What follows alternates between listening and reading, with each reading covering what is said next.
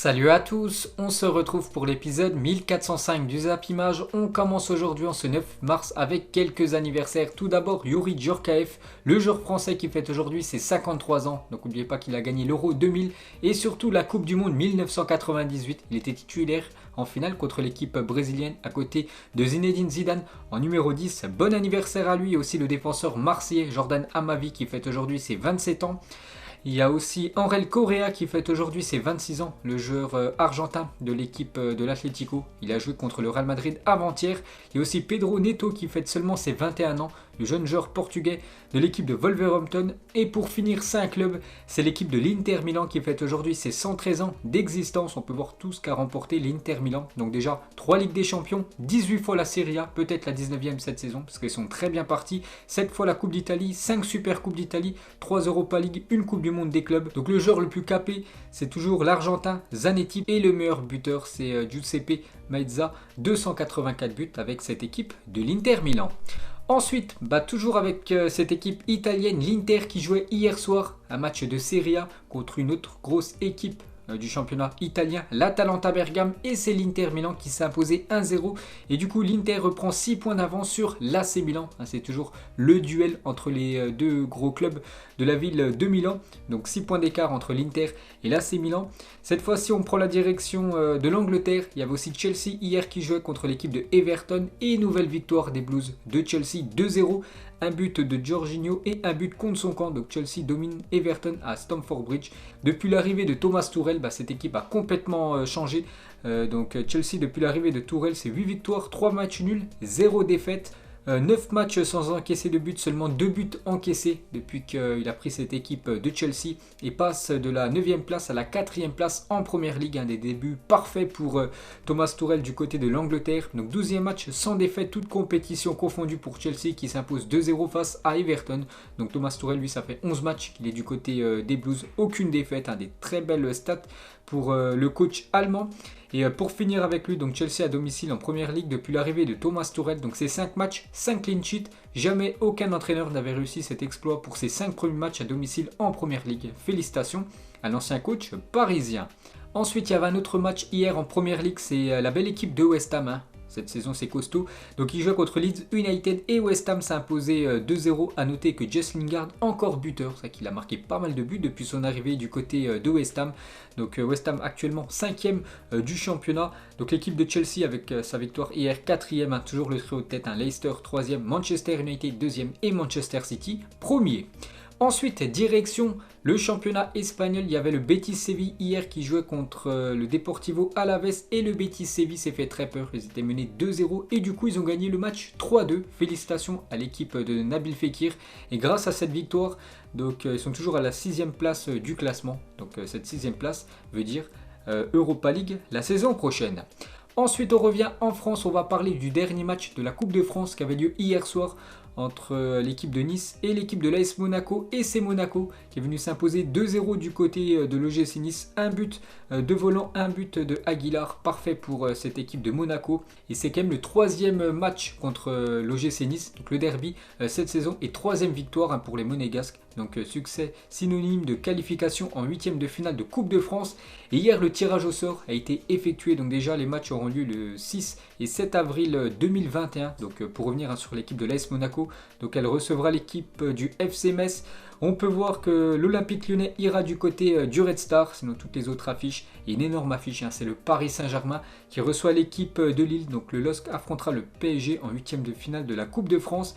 Et en cas de qualification contre le Barça en Ligue des Champions, Paris jouera son 8e de finale de Coupe de France le 17 mars prochain. Donc en gros, mercredi prochain, vu que voilà, il y a encore de la Coupe d'Europe bien sûr pour le PSG. Donc s'ils se qualifient demain contre le Barça, ils joueront ce match en avance contre l'équipe de Lille mercredi prochain.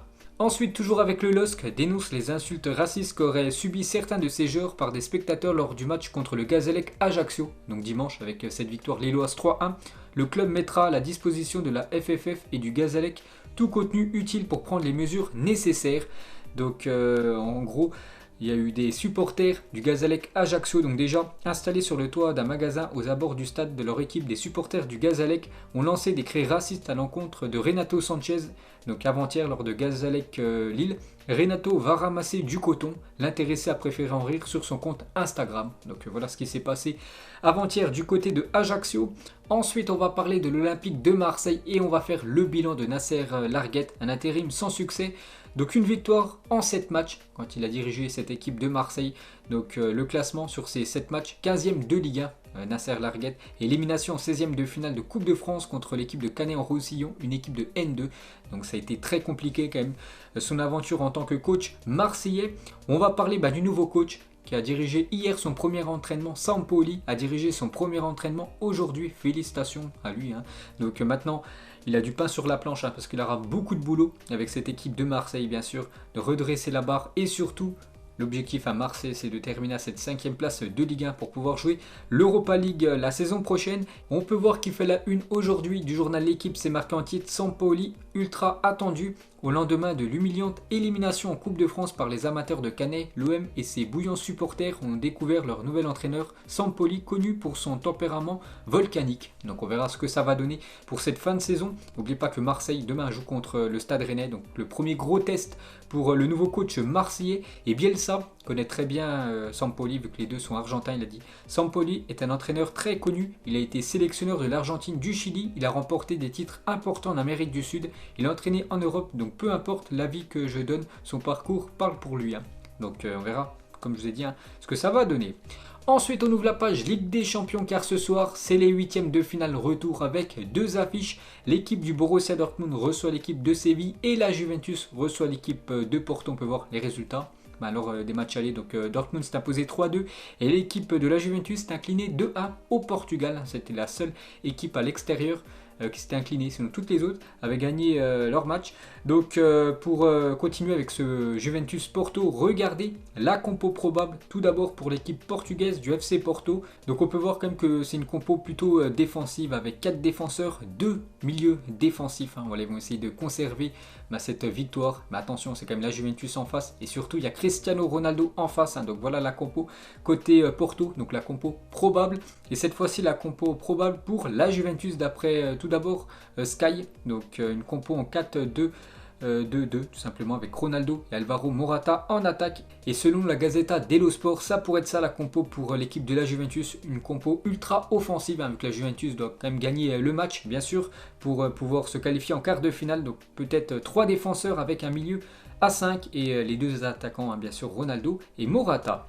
Ensuite pour revenir sur Cristiano Ronaldo, n'oubliez pas que lors des 8e de finale, c'est lui le 2e meilleur buteur de la Ligue des Champions. C'est pas lui le premier, pourtant il est premier en finale, en demi-finale, en quart de finale, c'est lui à chaque fois le meilleur buteur, mais pas en 8e parce que c'est toujours Lionel Messi avec 28 buts inscrits lors des 8e de finale de Ligue des Champions et Cristiano Ronaldo 25.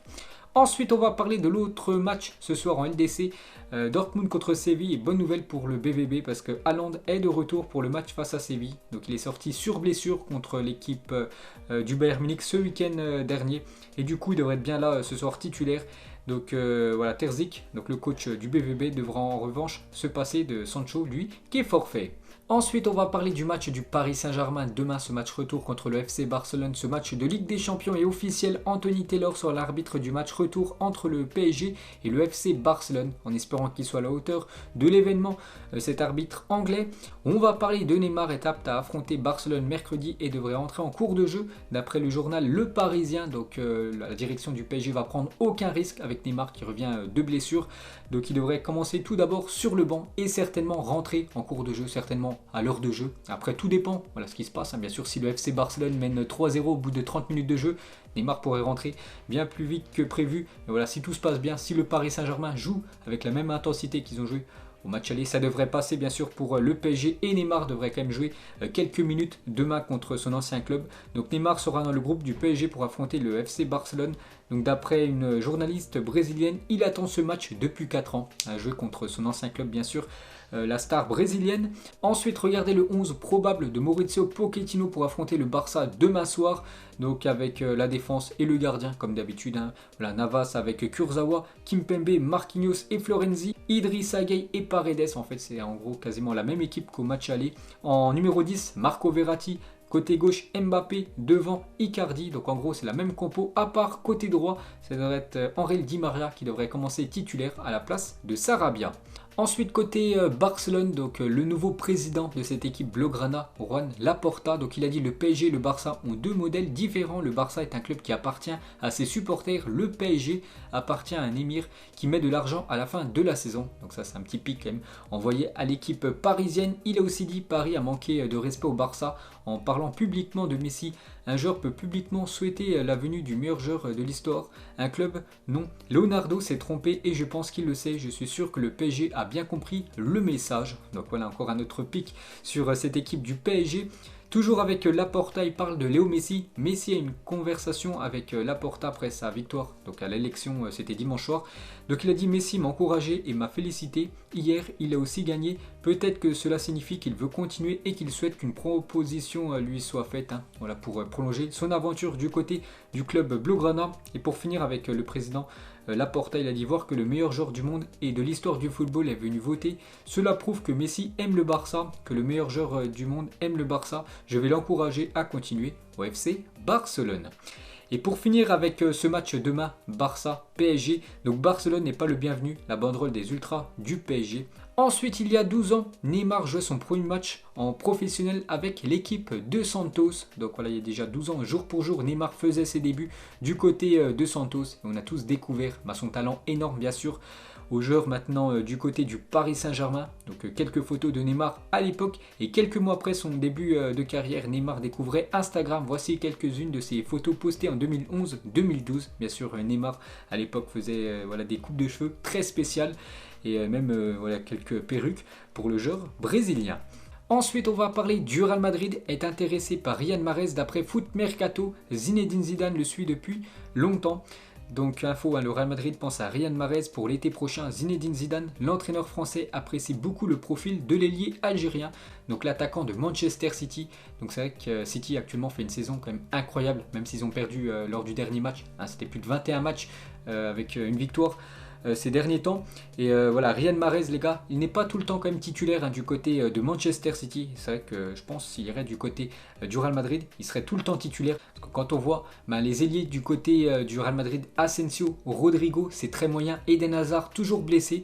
Donc je pense qu'il y aurait vraiment une place pour Riyad Mahrez du côté du Real Madrid. Ça peut être un gros transfert pour l'été prochain. Ensuite, toujours avec le Real Madrid, donc insolite, le compte officiel de l'Atlético Madrid répond au Real Madrid sur Twitter qui réclamait un penalty pour une main de Felipe. On en a parlé bien sûr hier. Donc ils ont marqué, ils vont même jusqu'à critiquer les bonnes décisions. Certains ont l'habitude d'avoir toujours le vent en leur faveur. En gros que les arbitres sifflent à chaque fois des penalties pour cette équipe du Real Madrid. Ensuite, le duo Harry Kane-Son cette saison en Première Ligue 1. Peut-être l'un des meilleurs duos actuellement en PL et même d'Europe. Donc Harry Kane et Son, beaucoup de fois ils se sont fait la passe décisive à l'autre. Regardez le nombre de buts qu'ils ont inscrits, ces deux-là. Ensuite, on va parler de Luke Shaw, est le joueur ayant créé le plus d'occasions en Première Ligue en 2021. Et ça, c'est une sacrée surprise. Il devance des joueurs comme Mount et Bruno Fernandes. L'arrière gauche réalise une grosse saison sous Ole Gunnar Solskjaer. Il a même été buteur contre Manchester City il y a quelques jours. Donc c'est lui qui crée le plus d'occasions en Première Ligue. Donc félicitations au défenseur gauche anglais. Ensuite, voici les meilleurs buteurs face au Real Madrid en compétition officielle au XXIe siècle. Donc le joueur qui a le plus marqué contre le Real Madrid, c'est Lionel Messi, 26 buts. Le deuxième, Luis Suarez, 12 buts. Et le troisième, Samuel Eto'o, 11 buts contre le Real. Ensuite, on va parler de Marco Asensio, une stat qui prouve qu'actuellement, c'est une saison très compliquée pour l'ailier espagnol. Donc, il n'a pas tiré une seule fois au but lors de ses 6 derniers matchs disputés en Liga. C'est une catastrophe. Sur les 13 derniers matchs, toutes compétitions confondues, il n'a effectué que 2 tirs cadrés. Donc, c'était contre l'Atalanta Bergame en Ligue des Champions. On parlait de Riyad Mahrez, qui pourrait venir du côté du Real Madrid. Ce serait tout simplement pour remplacer ce genre de joueur. Marco Asensio, pourtant, qui avait un très bel avenir. Mais depuis quand même quelques mois, quelques années, c'est très compliqué pour le joueur espagnol. Ensuite, une mauvaise nouvelle pour le défenseur algérien. Goulam a contracté une rupture des ligaments croisés du genou gauche. Donc du coup, il sera indisponible pour une durée de 6 mois. Donc bon rétablissement à lui. On va parler de Sébastien Coltescu, le quatrième arbitre de Paris Saint-Germain, Başakşehir, est suspendu jusqu'à la fin de la saison pour conduite inappropriée envers Achille Webo. Vous savez ce qui s'était passé lors du match Paris Saint-Germain contre l'équipe de Istanbul. Le match avait même été rejoué le lendemain. Donc du coup, le quatrième arbitre avec ses propos racistes. Donc du coup, il est suspendu jusqu'à la fin de la saison. Ensuite, Edinson Cavani est proche de prolonger son contrat avec Manchester United. En plus, il fait une grosse saison, Edinson Cavani, du côté de Manchester. Bon, il n'est pas tout le temps titulaire, mais quand il rentre en cours de jeu, il apporte toute son expérience et pourrait prolonger une saison supplémentaire du côté des Red Devils. Ensuite, une mauvaise nouvelle, parce que l'espoir uruguayen Franco Acosta est décédé ce samedi par noyade dans son pays natal à l'âge de 25 ans. Il avait tenté de traverser une rivière à la nage alors que son frère était passé par un autre chemin. RIP et grosse pensée à sa famille. Ensuite, regardez le top 4 des meilleurs buteurs en club cette saison. Donc le top 5 européen. Donc le premier, Lewandowski, toute compétition confondue, c'est déjà 37 buts, donc une moyenne de 1,12 buts par match. Le deuxième, Haaland, donc les deux joueurs de Bundesliga. Le troisième, Cristiano Ronaldo, 27 buts. Et le quatrième, Kylian Mbappé. Ensuite, le prince Abdellah Ben Moussaïd a annoncé ce dimanche un accord futur pour le rachat de Châteauroux, une équipe actuellement qui évolue en L2. Donc voilà, la Berrichonne Châteauroux racheté par un homme d'affaires très riche, le prince Abdellah. Donc peut-être Châteauroux dans quelques années, on les reverra jouer en Ligue 1. Ensuite, une bonne nouvelle pour Blaise Matuidi, qui est devenu il y a plusieurs semaines papa pour la 4e fois d'une petite Nala. Donc félicitations aux joueurs de l'Inter Miami. On va parler de l'OM qui va mettre à disposition le stade Vélodrome pour la campagne de vaccination contre le Covid-19. Donc voilà, l'État cherche des lieux pour vacciner la population française et du coup l'OM va mettre à disposition son stade Vélodrome. Toujours avec cet orange Vélodrome, regardez d'une vue d'un bâtiment, ce magnifique stade, peut-être l'un des plus beaux en France. Et on va finir ce Zap Image avec le match ce soir de Ligue des Champions, la Juventus contre l'équipe de Porto. Mettez-moi un prono en commentaire.